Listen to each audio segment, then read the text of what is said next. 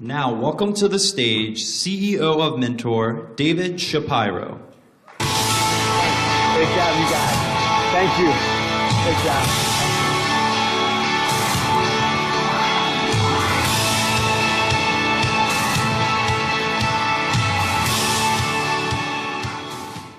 Good morning. What a room. That was Springsteen's Land of Hope and Dreams, for those of you who don't know. He was going to come on in 30 seconds. I was about to start singing the lyrics. But I feel like I'm in the land of hope and dreams with all of you guys. I get to close this out, and as a guy whose mom called him Wiggle Worm, I can imagine an hour in here, you guys are starting to drag and wondering whether you can get through your workshops and look at your PDAs and everything else. But stick with us for about 10 minutes, and then we'll send you on your way, and you've just got to endure me for a little bit here. We are so grateful for all of you. You know, got the government to reopen on time for the summit, which we appreciate. It's the kind of power you have. I was counting on you on the polar vortex. You couldn't do that, though. So you're 1 for 2, but in baseball terms, that'll get you into the Hall of Fame, so that's not bad. I oftentimes, every year, and no more than this year, as I look out at 1,300 of you, a record. So please give yourselves a round of applause for that.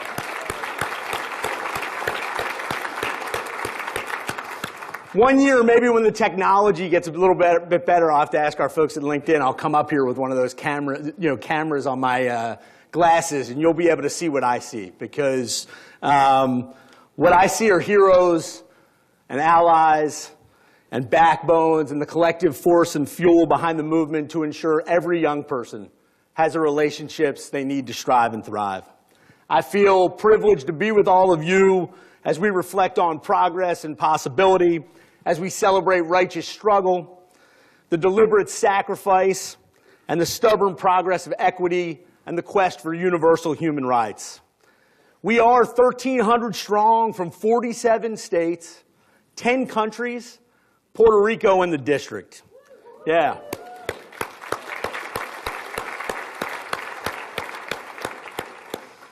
You are the people and organizations who deliver on the promise of meaningful relationship for our young people every day. And it's not just delivering on the promise for our young people, it's also allowing folks to act on their own values. You may have seen in a recent campaign we've done with My Brother's Keeper Alliance, the call sign was, if you want to stand for something, stand with someone. Standing with our young people is more important than ever. As we collectively try to make sense of these times and where we're headed. As our kids interpret what they see and hear, find and use their voices, and we wrestle to set a course. And in these times, I've searched, as I'm sure you have. I've searched for the words of this speech, the responses to my children and my mentee, kitchen conversations with my wife, Kristen, or with colleagues on the periphery of a meeting. And I just keep coming back to the same true north in these choppy waters. That we are a nation of many stories, that no one has a monopoly on our identity. That we are not a fixed idea, we are one with limited possibilities. That the power lies in our communities and their everyday rhythms, even as they are advanced or repressed by national policies and systemic inequities. We write our own stories. We train our ears and eyes. We put one foot in front of the other. We choose how and where to stand, and most importantly, with whom. The stories provide perspective, something to hold fast to sort through the shouting and to find the resolve for action.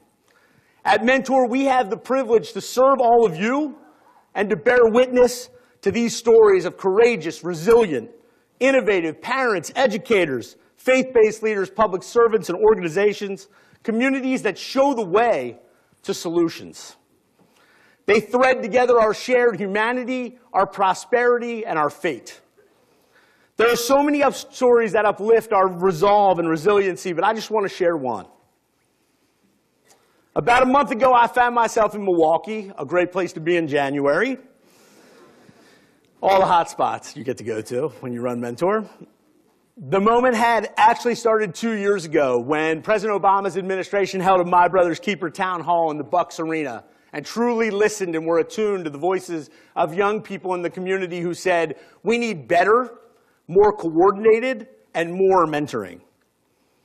Mayor Barrett, the school system, the NBA, and the Bucks partnered with us, and eventually we got to that moment. As you all know, of launching programs, we got to that moment of launching our newest affiliate, Mentor Greater Milwaukee. And while the launch of one of our affiliates, the backbone and lifeblood of all we do at Mentor, would in and of itself serve as a watershed moment, that's not the story I want to tell. A person of power and grace and eloquence stood on the stage to close us out. She spoke of being 15 years old and already a mother, and the weight of still needing to grow up herself while raising a child of her own. And then of a mentor who came into her life, who became a fulcrum to turn on and a gateway to many more mentors who would help her change the course of her life. She then pointed at that mentor who, after all these years, had shown up once again from across the country for this big moment. That speaker was Alicia Moore, the inaugural executive director of Mentor Greater Milwaukee. I think she's here, and she deserves a round of applause. There she is. Thanks, Alicia.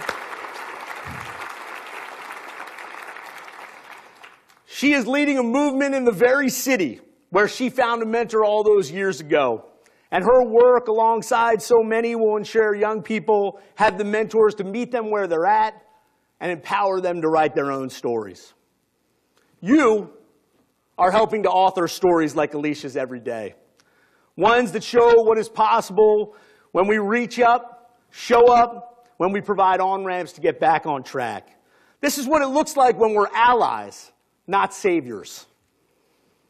It looks like our work with many of you on the 5-city pilot national mentoring project, pairing relationship supports with job opportunities, or working with school districts to confront absenteeism with success mentors. And further, in the continuing debate about how to make our schools safe, you know our best tools to keep students safe are to make sure they feel connected with a sense of purpose, belonging, and agency. Nothing else will work. Relationships must be at the center and not the periphery of schools and everywhere young people grow and develop. We are building the bridges and writing the stories that demonstrate the ambition, resolve, and opportunity of young people and our nation. And the data tells a similar story. Americans are overwhelmingly crossing racial, economic, and other bridges to mentor young people outside their own families. And we are working to evolve and expand our resources and tools to help people cross those bridges, reflecting the diversity and depth of mentoring and our young people. And stories of connection contain power, as you heard up here. They mobilized almost 100 people in the last year to search to become mentors through our campaigns. 8 in 10 Americans agree on something. That's the first sort of amazing point.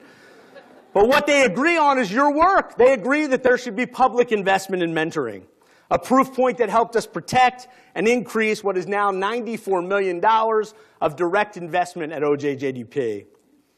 And we believe that the stories told yesterday by a record-breaking 500 advocates on the Hill and 250 congressional meetings will increase that number and help us move even more legislation that leverages mentoring, your great work, to solve problems and better bind communities. But we're not naive about the headwinds, that while our fabric is being woven by millions and by all of you, it can be tragically torn asunder by the acts of a few. We have been reminded that fear, hatred, and division are powerful elixirs. That even in an age of constant connection, too many are lonely. A recent study reveals that half of Americans say they do not have one meaningful in-person interaction in a day. And the loneliest age category? 18 to 22-year-olds. And both our isolation and our polarization call for us to urgently accelerate our movement. Because if there is any role that mentoring plays in advancing this democracy, it is this. Mentoring programs allow people to see each other through each other's eyes. There is no more powerful force than that. Our goal with this summit and every day is to play some part in fueling, telling, and hearing the stories that make up the promise and greatness of our dynamic and diverse nation. On behalf of Mentor, we're so grateful to be doing this alongside all of you. This is what a movement looks like and how we show up, stand up, and deliver together. Here's to the next chapter of our story and the opportunity to allow every one of our young people to write their own. Thank you so very much. Have a great day. Wow. Your breath is probably gone. I know mine is. I just get to close this out, and it's hard to close up. But what I would say in listening to Liz, I think she sort of depicted our mission with all of you so well, which is just a question for you guys, which is, do you have one more round in you? I think that is the mission of the summit. It's just to give you a feeling, a buoying, a sense of community, a sense of fellowship, a sense of strength, that no matter what you're facing in your communities, no matter what young people are facing in your communities, no matter what society's headwinds are, the work we're doing is too critical. The lives that we have a chance to impact are too important not to have one more round in you. And so my only hope, is that you've given us the privilege to have a chance to hopefully give you some chance to feel energized and to have one more round in you, and that you go home feeling like you've got another round. We feel absolutely privileged to be in the ring with you, or maybe on a stool outside the ring, being your cut man. But we just couldn't be more lucky to be in the movement with you. I want to thank a couple people, because nobody gets anything done alone, as we all know, and as you've heard a lot, which is I want to thank the Marriott staff that's taken such good care of us. One,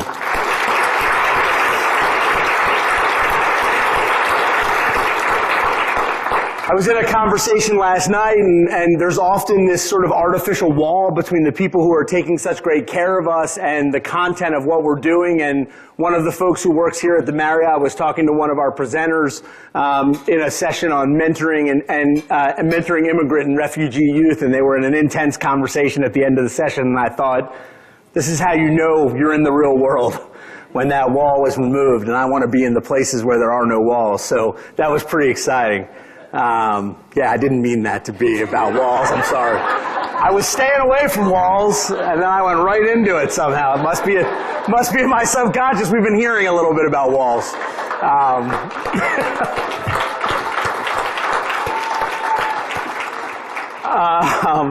Trying so hard not to go there. And then I just want to thank the Mentor team. I can only tell you that within the sort of modules of the summit, from the Hill Day to, the campfire conversation, to every one of these workshops, to your registration, there's sort of like a Super Bowl, a mini Super Bowl for every one of our staff members who owns one of those pieces and who owns one of those pieces of strategy in their team. And because they're such a good team, they support each other on all the sessions, but each one kind of has their leadership piece. And I'm just unbelievably fortunate and blessed to work with incredible people, and this is a reflection of their efforts. So I want to thank everyone on the team.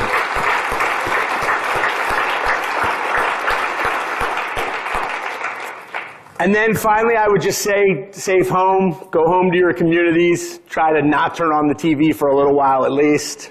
If you're flying JetBlue like me, that's hard to do, but I'm not turning on the TV or looking at it. And I hope you just feel buoyed by each other. That's the greatest gift. The Reverend Dr. Wilson Good, I don't know how many of you know him, but he was the first black mayor of Philadelphia. He was the first black city manager. He's a preacher. He shows up at everything and has been the mentoring movement running a machi for a long time. And first time I ever did this in this job, I looked a little nervous. I always look a little nervous. I started sweating, which I do easily.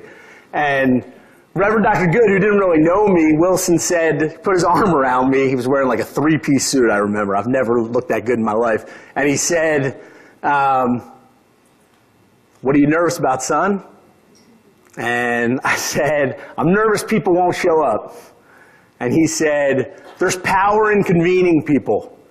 The people who mean to be here, they will come together.